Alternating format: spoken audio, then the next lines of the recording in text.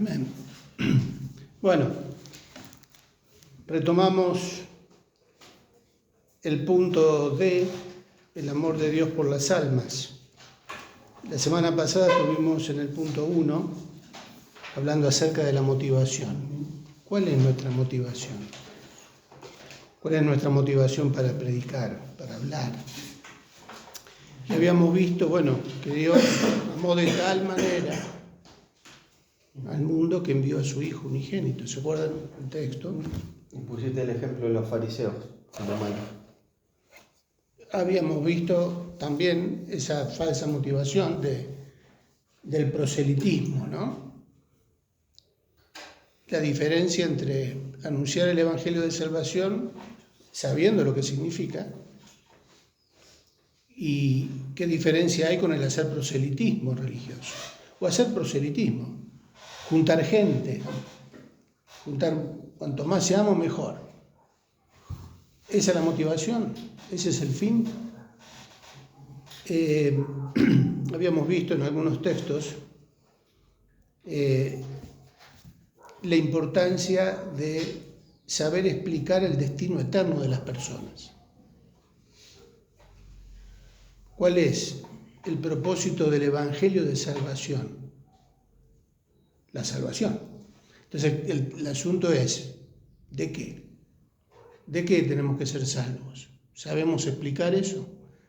¿Podemos anunciar la buena noticia de que Dios nos ama tanto que envió a su Hijo para salvarnos? ¿De qué? Entonces, la importancia de saber, de conocer la doctrina de la salvación, la doctrina de la gracia, para poder explicarle a la gente, para que entienda cuál es nuestra motivación. Hablábamos de tirarle el salvavidas. A veces hay gente que no sabe que se está ahogando. Entonces hay que saber explicarle, mirá lo que te está pasando en el lugar donde estás, para que ese evangelio cobre sentido, esa buena noticia la entienda y tenga la oportunidad de ser salvo. Segunda de Corintios 5:11, en la primera parte, y después del 14, del 18 al 20, también de Segunda de Corintios, lo tenemos en el título del punto 2, que dice: conciencia, La responsabilidad. ¿la responsabilidad de quién? Nuestra. Tenemos Segunda de Corintios, ¿tienen? 11, la primera parte. Porque dice acá, esto que está en azul, dado que entendemos nuestra temible responsabilidad ante el Señor, trabajamos con esmero para persuadir a otros. Bueno, esa es la versión NTV del versículo 11, de 2 Corintios 5. En la Reina Valera, como dice: conociendo pues el temor del Señor, persuadimos a los hombres, pero a Dios le es manifiesto lo que somos, y espero que también lo sea a vuestras conciencias. Bueno, justamente todo lo que está planteando Pablo acá tiene que ver con esto de la motivación. Con esto de la motivación. Ahora, la primera parte del 11 dice: conociendo pues el temor del Señor. En la NTV dice: dado que entendemos nuestra temible responsabilidad ante el Señor. O sea, el temor del Señor ahí no tiene que ver. Acá está mejor. Claro, está explicado, por eso puse ahí en la NTV sí, el sentido de lo que significa conociendo pues el temor del Señor. Tiene que ver con ese sentido de responsabilidad. ¿Qué hacemos? Dice Pablo. que trabajemos con esmero para persuadir a otros. Persuadimos a los hombres. Ahora, acá es como que esta frasecita justifica el curso. ¿Se acuerdan? La semana pasada decíamos: ¿para qué venimos? Sí, cuando hablábamos de demostración del Espíritu y de poder, como que eso es importante y necesario para certificar el mensaje del Evangelio de salvación. Entonces decíamos, entonces ¿para qué tanta preparación con doctrina, con conocimiento, con argumentos? Acá Pablo vuelve a hablar de la importancia de prepararse, ratificando lo que decía Pedro, que tenemos que estar siempre preparados ¿para qué? Para dar razón de nuestra esperanza. Acá dice, persuadimos, o sea, es importante hacer el intento de dar un mensaje convincente, coherente, que busque que la gente crea. Está clarito, persuadir tiene que ver con eso, con convencer, con sacar del error a alguien. Ese es el propósito de la apologética. El versículo 14, ¿qué dice? Porque el amor de Cristo nos constriñe, pensando esto, que si uno murió por todos, luego todos murieron. El amor de Cristo, Nos constriñe. ¿qué es constriñe?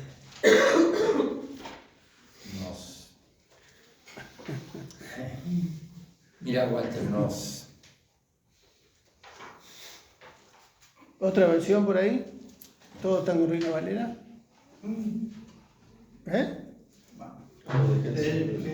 Segunda de Corintios. acá dice nos comprime y entre paréntesis constriñe. Nos aprieta. Ahora, cuando uno asocia la palabra comprime, hacemos esto, ¿no? Como hiciste vos. En realidad, esa compresión no es una compresión que nos aprieta de afuera hacia adentro solamente, porque uno dice, bueno, me aprieta. Hace que explotes. Tiene que ver con algo que también es de adentro hacia afuera. Constreñir tiene que ver también con completar hasta el último de los rincones, llenar con tal presión esa llenura que no podemos contenerla. ¿Alguien puede buscar la definición de constriñe? Nos desborda. Desborda. Desborda. Muy bien, nos desborda. O sea, no es algo que se encierra en nosotros, sino que hace que explote hacia afuera también. El constreñir tiene que ver con eso. El amor de Dios nos llena de tal manera que no lo podemos contener. Podríamos resumirlo en esa frase. Porque Pablo dice eso. Porque el amor de Cristo nos constriñe pensando esto, que si uno murió por todos, luego todos murieron, y por todos murió para que los que viven ya no vivan para sí, sino para aquel que murió y resucitó por ellos. Y bueno, todo este capítulo está hablando del ministerio de la reconciliación. Bueno, me estoy adelantando. Acá dice constreñir, obligar. 18 al 20, ¿qué dice? Y todo esto proviene de Dios, quien nos reconcilió consigo mismo por Cristo y nos dio el ministerio de la reconciliación. Que Dios estaba en Cristo reconciliando consigo al mundo, no tomándole en cuenta a los hombres sus pecados, y nos encargó a nosotros la palabra de la reconciliación. Así que somos embajadores en nombre de Cristo, como si Dios rogase por medio de nosotros. Os rogamos en el nombre de Cristo, reconciliados con Dios. El ministerio de la reconciliación. O sea, lo que nosotros experimentamos al conocer el amor de Dios, el perdón de nuestros pecados, la salvación, hace que también lo podamos contar, compartir con otros, porque es una noticia tan importante, pero más que importante, es tan clave en nuestra vida que marca un antes y un después. Estábamos muertos y ahora tenemos vida, ¿no? O sea, la salvación tiene que ver con eso. Entonces, cuando tomamos conciencia, no podemos dejar de contar esto que experimentamos. ¿Cómo estaba antes? Porque si habla de reconciliación, quiere decir que había una relación que estaba cortada por causa del pecado. Entonces yo ahora entiendo que mi vida era como era porque yo estaba enemistado con Dios y haciendo mi voluntad. Cuando conozco el Evangelio de Salvación y y me rindo a la voluntad de Dios, mi vida empieza a cambiar. Y compruebo esa verdad, que Dios cambia la vida de las personas. Cuando uno experimenta eso, los demás se dan cuenta y también nos da la posibilidad de contar por qué ese cambio. ¿No les pasó alguna vez que le preguntaron, che, ¿qué pasó con vos? ¿Por qué cambiaste? ¿O por qué ya no haces esto que hacías antes? ¿O por qué no hablás como hablabas antes? ¿O por qué no salís de noche como salías antes con nosotros? ¿Y por qué no? ¿No? Hay cosas que cambian y llaman la atención. Entonces, eso nos permite contar por qué ese cambio. Y la reconciliación es la clave para que ese cambio se produzca. Dios me amó de tal manera que me hizo entender que yo estaba enemistado con Él. Entonces, entonces acá hay una clave importante.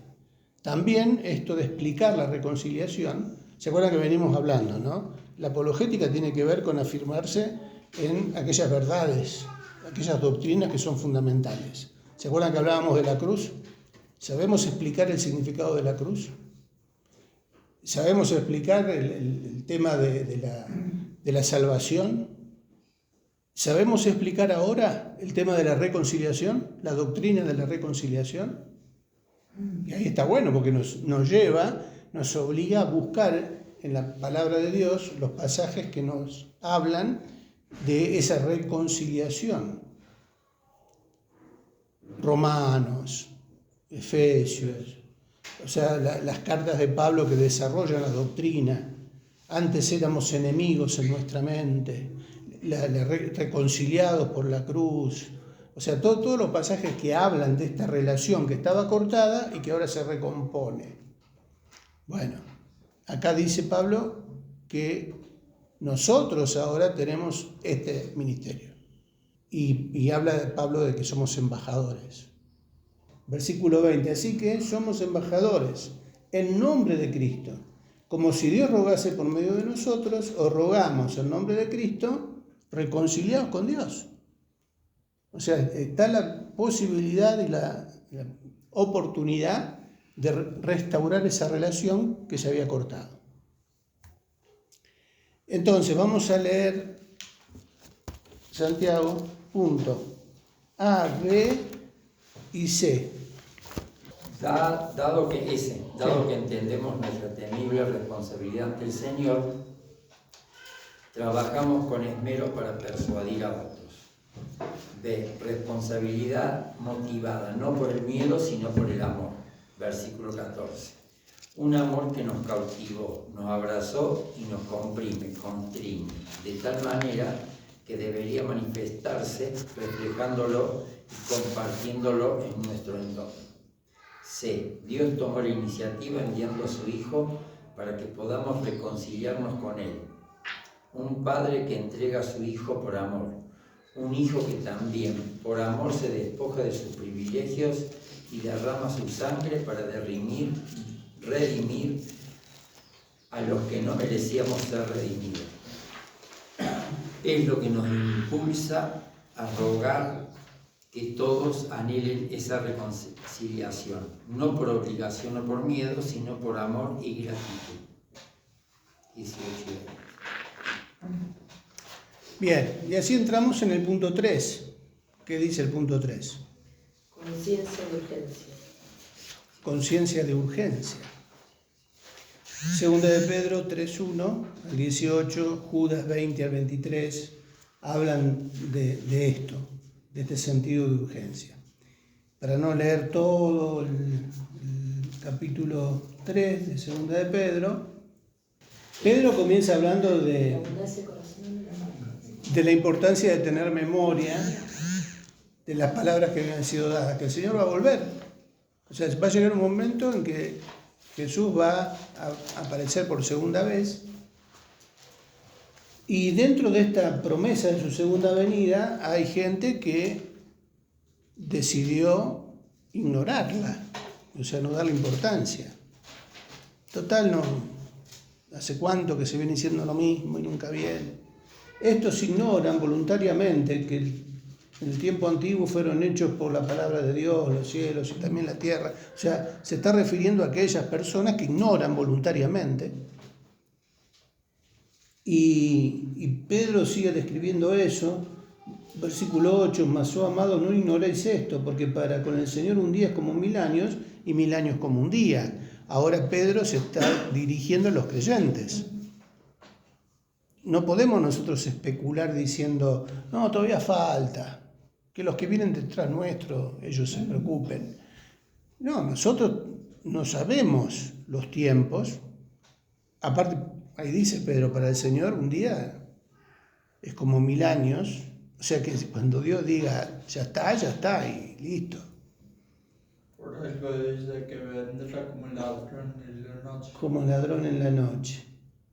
El Señor no retarda su promesa, según algunos la tienen por tardanza, sino que es paciente para con nosotros, no queriendo que ninguno perezca, sino que todos procedan al arrepentimiento.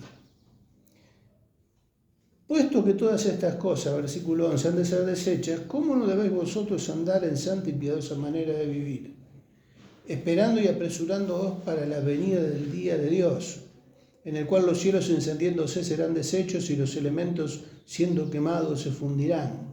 Pero nosotros esperamos, según sus promesas, cielos nuevos y tierra nueva en donde mora la justicia.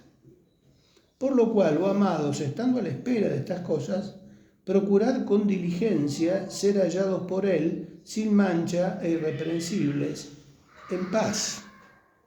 En estos últimos versículos me encanta ese versículo 12 al principio que dice, esperando y apresurándoos. Parece una contradicción ahí, ¿no? Porque uno asocia la espera con ¿qué? Con la actitud de quietud. Es decir, estás esperando, sentate. Descansar. Esperá. Pero acá Pedro dice, esperando, pero es una espera activa, no pasiva. Esperando, pero apresurándote ¿a qué? Para la venida del día de Dios. O sea, que está hablando de un sentido de urgencia, lo que tenemos en el título. Y leíamos al final, va el último versículo, por lo cual, oh amados, estando a la espera de estas cosas, procurad con diligencia. Con paso firme. Claro, o sea, con un sentido de, volvemos al sentido de responsabilidad, pero también no dilatando en el tiempo el asunto, sino dedicándose a hacerlo con la preocupación de que en cualquier momento el Señor va a venir y nosotros tenemos el ministerio de la reconciliación. Hay gente que va a venir sola, traída por el Espíritu Santo para buscar al Señor, pero hay gente que hay que anunciarle el riesgo en el que están para que entiendan y puedan alcanzar la salvación. Entonces, estamos en segunda de Pedro, pero si damos vuelta a la hojita, nos vamos... No, las hojitas, después de las cartas de Juan a Judas, 20 al 23, ¿qué dice? Pero vosotros, amados, edificando sobre vuestra santísima fe, orando en el Espíritu Santo, conservaos en el amor de Dios, esperando la misericordia de nuestro Señor Jesucristo para vida eterna. A algunos que dudan, convencedlos. A otros salvad, arrebatándolos del fuego, y de otros tened misericordia con temor, aborreciendo aún la ropa contaminada por su carne. Algunos que dudan, apologética. ¿Es importante o no? Porque para convencer, yo tengo que estar preparado con argumentos convincentes. Tratar de conocer, prepararme en el conocimiento de la verdad de Dios para poder explicarla a otro. Para que después el Espíritu Santo haga la obra. Exacto. Acuérdense que el convencimiento no es nuestro. El que convence de pecado para la salvación es el Espíritu Santo. Pero, ¿qué va a usar el Espíritu Santo? nuestras palabras. Y nuestras palabras tienen que ser lo más convincentes posibles. Fundamentados en la verdad. Y con cierto sentido de urgencia, porque Judas, ¿cómo lo plantea? Algunos que dudan, convencerlos. A otros, salvad. Tríquico, se equivocó Judas. El que salva es Dios, ¿o no? El que salva es el Señor, el Espíritu Santo. Pero acá, ¿cómo dice? A otros, salvad. ¿No dice así? ¿A quién lo dice? A la iglesia. No se lo dice al Espíritu Santo, no se lo dice al Señor Jesús. Mirá, Espíritu Santo, que vos tenés que salvar a la gente. O sea, se está dirigiendo a las personas que tienen que dar el mensaje. Y en imperativo. Y es un mandamiento, exacto. A otros, salvad. Sabemos, entendemos lo que significa, ¿no? Entendemos que siempre, que el que salva es el Señor. Pero acá, los instrumentos que el Señor va a usar son hombres y mujeres que fueron salvados también. Ahí diciéndole, despiértate tú que duermes y te alumbrará Cristo. Así, diciéndole, despiértate. Ahora, ¿se va entendiendo esto del sentido de urgencia? Judas dice, a otros salvad, ¿cómo? Arrebatándolos del fuego. Teniendo misericordia. Arrebatándolos del fuego. O sea, vemos que se están yendo, están ahí en el borde del abismo, ¿y qué tenemos que hacer? ¿Para qué voy a orar por vos? Voy a orar para que el Señor te... Sí, tenemos que orar. O sea, arrebatar, ¿qué es? Manotear. Claro, es un acto... Sacarlo. Está hablando de la urgencia por la necesidad que hay. La violencia. Hacer todo lo posible para advertirle a tiempo antes que caiga en el pozo de donde no va a poder salir. Es una cuestión casi desesperada. A otros salvad arrebatándolos del fuego, y de otros tener misericordia con temor, aborreciendo aún la ropa contaminada por su carne. A veces cuando hablamos de los homosexuales, de las lesbianas, de la gente que ha caído en lo más bajo, en lo más corrupto, ¿no? Decimos, no, este no se va a convertir más, este se va de cabeza al infierno. ¿Para qué voy a perder el tiempo en predicarle a alguien así? Si ya le dio la espalda a Dios, si ya está condenado. ¿Quién es el que condena? Cuando llegue el momento del juicio final, el trono blanco, ¿quién va a dictar sentencia de condenación? No nosotros. Nosotros no podemos elegir a quién hablarle y a quién no. ¿Cuál es nuestro deber? La tarea del embajador, anunciar la oportunidad de reconciliación. Todavía hay oportunidad, pero igualmente uno no sabe hasta qué momento Dios le da oportunidad a alguien. Hemos conocido y vemos gente que se ha ido al mundo, pero que ha vuelto al Señor. Y se ven frutos de un arrepentimiento genuino. O sea, si yo tengo que juzgar a alguien en el momento en que se va y ya condenarlo yo, o cerrarle la puerta, voy a tener que dar cuenta delante del Señor. El Señor a mí me pide que lo ame. El detalle de este versículo. Sí, tenemos que convivir con gente en un mundo que se está yendo al infierno, pero el hecho de estar conviviendo en el mundo no quiere decir que yo estoy participando de esas obras. A eso se está refiriendo Judas. Tengo que seguir buscar la santidad, pero sin perder el sentido de urgencia de acercarme a esas almas para salvarlas. Por eso dice, Dios ama al pecador, pero no el pecado. Claro, bueno. Ahora, esa frase tiene su riesgo también. ¿En qué sentido? ¿Dios ama al pecador permanentemente? No. O sea, si permanece y vive permanentemente en pecado, Dios dice que lo aborrece. Por algo tiene juicio también. Se está refiriendo a lo de Juan 3:16. Dios ama al pecador porque le quiere dar la oportunidad de que sea salvo. Y por eso envió a su Hijo.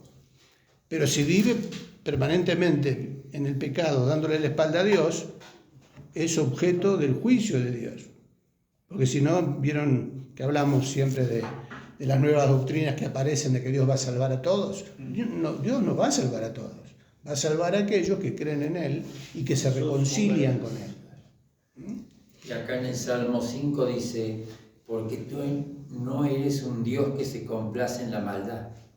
Claro. El malo no habitará junto a ti. Y después aborrece a todos los que hacen iniquidad. Ahí está. Dios aborrece ¿a quiénes? A los que hacen A los que viven continuamente en iniquidad, en pecado. Vamos a leer los puntos A y B del punto 3. El apóstol Pedro sigue despertando nuestras conciencias, recordando que la Biblia enseña un comienzo y un final de la historia de la humanidad. Y en los últimos tiempos de esta historia aparecerán burladores que deliberadamente decidirán ignorar, rechazar y combatir el mensaje del Evangelio de salvación. Esto de por sí es una señal escatológica que debería alertarnos sobre el inminente regreso del Señor y generar en nosotros la necesidad de estar preparados para que ese día no nos sorprenda. No se trata de un gran reseteo mundial o de un nuevo comienzo donde la inteligencia artificial jugaría un papel determinante. Eso tendría que ver más con el inicio del periodo de tribulación que con el regreso de Cristo. Se trata más bien de una intervención directa de Dios que a través del fuego destruirá no solo un sistema, sino que también traerá juicio a todos los impíos que le dieron espalda. Versículos 7 y 10. De ahí la necesidad urgente de predicar el arrepentimiento, apologética externa, ya que el Señor en su amor es paciente, dando oportunidad para volverse a Él. Versículo 9 y la primera parte del 15. Pero también, como decíamos, los que hemos creído y tuvimos la posibilidad de reconciliarnos con el Padre, necesitamos adoptar una actitud de espera activa, versículo 12, la primera parte, y versículo 14, buscar la santidad, afirmarnos en la fe y combatir el engaño que sutilmente se infiltra en las congregaciones, deberían ser nuestras prioridades. Apologética interna, versículo 16 al 18. El B, Judas continúa con el pensamiento de Pedro y agrega: conservamos en el amor de Dios, esperando la misericordia del nuevo Señor Jesucristo para vida eterna. Versículo 21, el que se mantiene en el amor del Señor confía y comparte ese amor. A algunos que dudan, convencedlos; a otros salvad, arrebatándolos del fuego; y de otros tened misericordia con temor, aborreciendo aún la ropa contaminada con su carne. Versículos 22 y 23. Es como que Judas afirma que nosotros nos tenemos que hacer cargo de algo que implica urgencia: convencer, arrebatar y tener misericordia de aquellos que se arrepienten, que se pierden. Bien, sería el resumen, la conclusión de este punto: conciencia de urgencia. ¿Somos conscientes de la urgencia, de la necesidad? Y terminamos con el punto E, que tiene como título promesa y doxología. Seguimos en Judas. ¿Qué dice el 24 y el 25? Los versículos leo: y aquel que es poderoso para guardaros sin caída y presentaros sin mancha delante de su gloria con gran alegría. Al único y sabio Dios, nuestro Salvador, sea gloria y majestad, imperio y potencia, ahora y por todos los siglos. Amén. Bueno, promesa y doxología. ¿Qué es doxología? Entonces, la palabra doxología proviene del griego doxa, que significa gloria, esplendor, grandeza. O sea, son palabras que exaltan a Dios, que le dan gloria a Dios. El final, la conclusión, es un final de gloria, que termina glorificando a Dios. Ahora, el versículo anterior habla de qué? Aquel que es poderoso para guardarnos sin caída. Aquellos que sienten el llamado de Dios para compartir el Evangelio están permanentemente en riesgo. Los hijos de Dios, en general, que queremos marcar una diferencia, que queremos distinguirnos del mundo, estamos en riesgo. Porque tenemos que enfrentar a gente que vive en una cosmovisión, ¿se acuerdan los términos? Muy distinta a la nuestra, opuesta totalmente, y justamente ahí es donde, como decía mi viejo, en la cancha se ven los ping.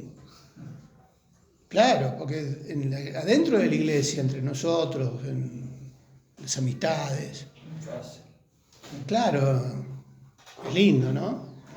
La vida cristiana de comunión, de amistad, compañerismo, coinonía. Ahora, el tema es que cuando entramos en terrenos de lucha espiritual, en combate, en donde tenemos que enfrentar argumentos que maneja el enemigo y confrontar con eso, vamos a ser blancos de diferentes tipos de ataques.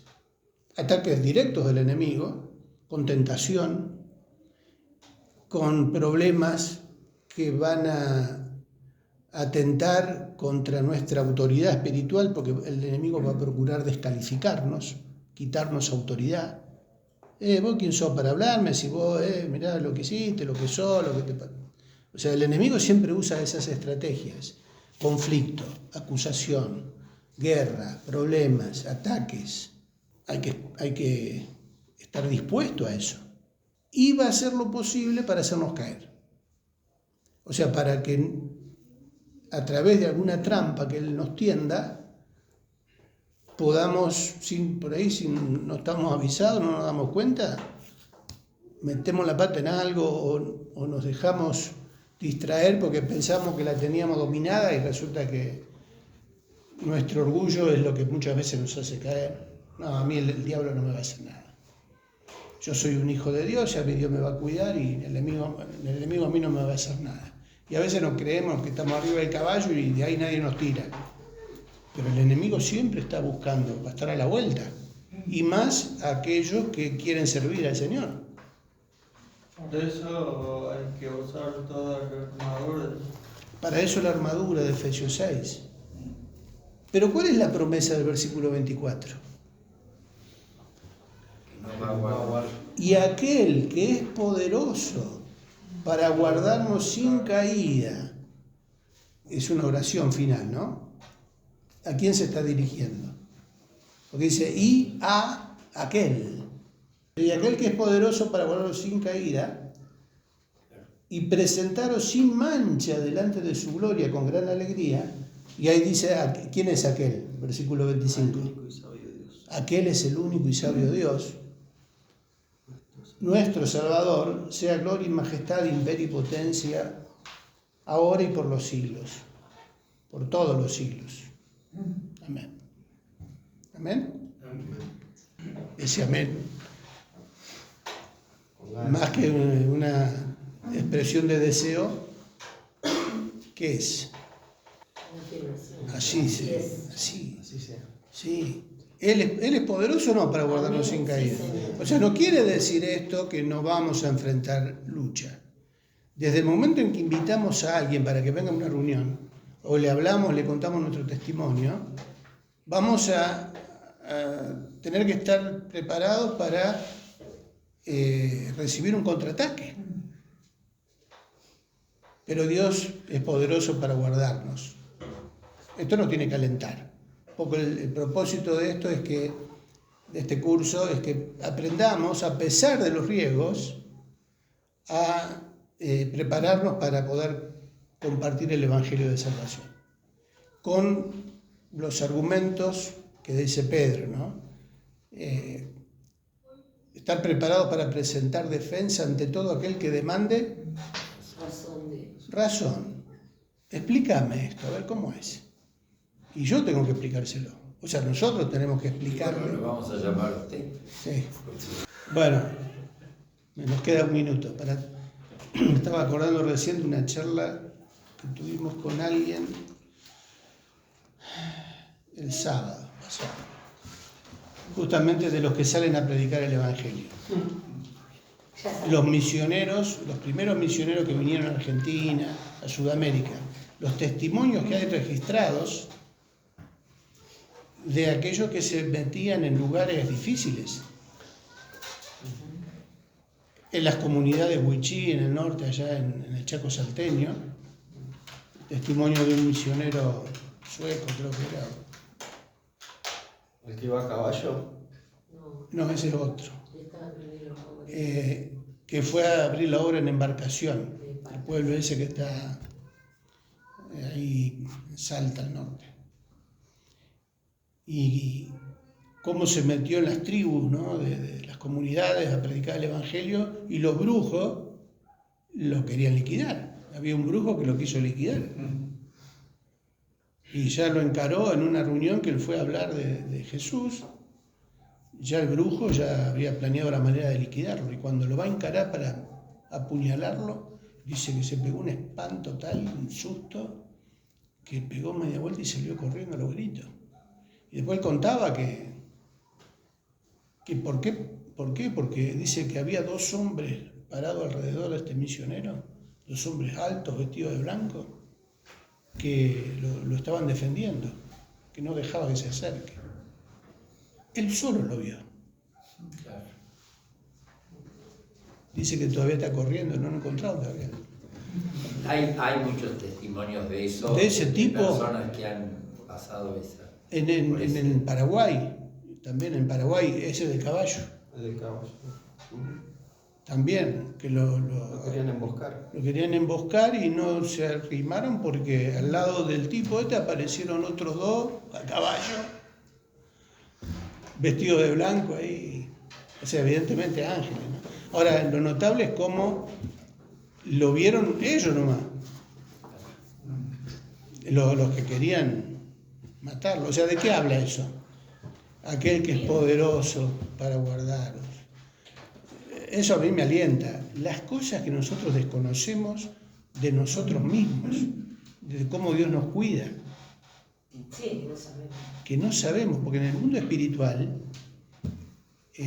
esto sucede. Y quizás nos vamos a enterar cuando estemos allá, ¿no? Porque si nos enteramos ahora, capaz que no es conveniente. Nuestro primer pastor en Rosario, íbamos a predicar, se cruzaba un gran descampado para ir a una villa a predicar, donde había una iglesia de chapa, chiquitita.